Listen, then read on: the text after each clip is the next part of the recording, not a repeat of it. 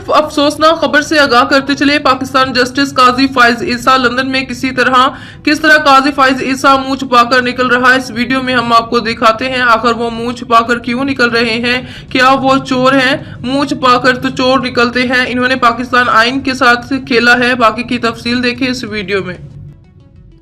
दोस्तों, काजी फाइज ईसा ने कहा था कि अगर गर्मी बर्दाश्त नहीं कर सकते तो किचन से दफा हो जाओ, लेकिन आज काजी खुद मुंह छुपाए फिर रहा है। काजी फाइज ईसा के लिए न सिर्फ पाकिस्तान बल्कि लंदन भी आज वही गर्म किचन बन चुका है जिसकी गर्मी आज काजी फराड ईसा बर्दाश्त नहीं कर पा रहा। अलमिया ये नहीं कि ये लोग रिटायरमेंट के बाद मुल्क से बाहर चले जाते हैं। अलमिया ये है कि बाहर जाने के बाद भी वो अपनी पेंशन और मराद पूरी लेते हैं। और इससे भी बड़ी बदकिस्मती की बात यह है कि इनका हिसाब भी नहीं होता। अल्लाह ताला काजी फाइज ईसा को दुनिया भर में जलीलो ख्वार करके अदलो इंसाफ न करने वालों के लिए निशान इबरत बना रहा है। 77 साल पाकिस्तान की तारीख में इतना ज्यादा जलीलो ख्वार कोई भी chief justice of Pakistan retire होने के बाद नहीं हुआ जिस कदर काजी फाइज ईसा हो रहा है। हराम के पैसे से खरीदे गए फ्लैट ही इनकी जिल्लत का मरकज बन चुके हैं। रिटायरमेंट के बाद काजी साहब का कहना है कि मैंने कुछ भी नहीं किया, मैंने मुल्क को आईन और कानून को नुकसान नहीं पहुंचाया, अपनी तरफ से लाख झूठी सवैयां पेश कर रहा है। लेकिन अवाम है कि मानने को तैयार नहीं, क्योंकि अवाम ने काजी के फैसलों को देखा है और फिर उन फैसलों से रूनमा होने वाले तमाम उन असरात को भी देखा है जिन असरात की वजह से मुल्क का आईन और कानून तबाह था। कि एक वक्त ऐसा भी आएगा जब ये मुल्क के गद्दार अपना मुंह छुपाकर भागेंगे और इन्हें अपना मुंह छुपाने के लिए भी जगह नहीं मिलेगी। इमरान खान की ये पेशन गोई भी सच साबित हुई और आज पूरी कौम ने देखा कि कैसे काजी फाइज ईसा और उसका बाप दोनों लंदन भागे। इक्तदार के बिना ये एक मिनट भी पाकिस्तान में नहीं गुजार सकते। ये देखो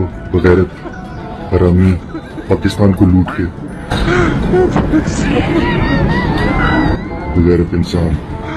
काजी जहां भी जाता है जिल्लत उसके पहले वहां पर पहुंच जाती है। सोशल मीडिया पर इसकी इज्जत का बलात्कार किया गया। डोनट वाली दुकान पर गया तो उसे वहां पर 100 तोपों की सलामी पेश की गई। काजी फाइज ईसा ने अपनी जिम्मेदारी कोई भी ठीक से पूरी नहीं की, लेकिन बेकरी वाले ने अपनी जिम्मेदारी पूरी करने में कोई कसर नहीं छोड़ी। पहले बड़े एहतराम के साथ नाम पूछा, कंफर्म होने के बाद ही लानत भेजी और ऊपर से काजी फाइज ईसा की बीवी ने लानत की तस्दीक कर दी। आप ईसा फाइज हैं?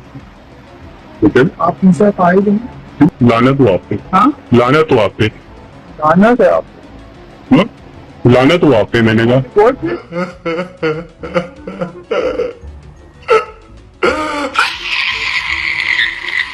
काजी की जिल्लत का सफर तो उसी दिन शुरू हो गया था जिस दिन इसने नवाज शरीफ के साथ मिलकर लंदन प्लान तैयार किया था। काजी को इमरान खान से नफरत इसलिए थी क्योंकि इमरान खान ने काजी की करप्शन पकड़ी थी। इमरान खान ने इसकी करप्शन पे एक रेफरेंस भेजा था। काजी की बीवी की जायदाद भी लंदन में पाई गई जिसको छुपाने के लिए काजी चीफ जस्टिस बना। काजी ने तो अपनी बीवी को बचाने के लिए यहाँ तक कह दिया था कि कोई भी जजेस की बीवियों की चेकिंग नहीं कर सकता।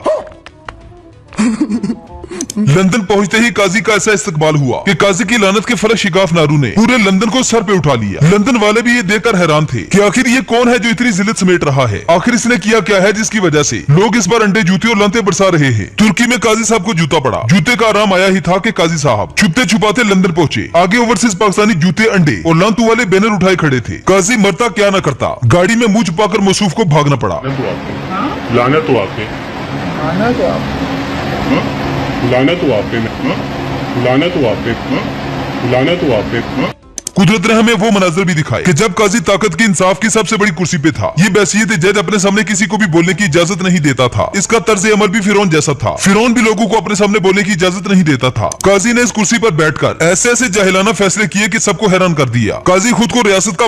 अगर आप चैनल पर पहली बार आए हैं तो अभी सब्सक्राइब करके बेल आइकॉन प्रेस करें और रहें बाखबर।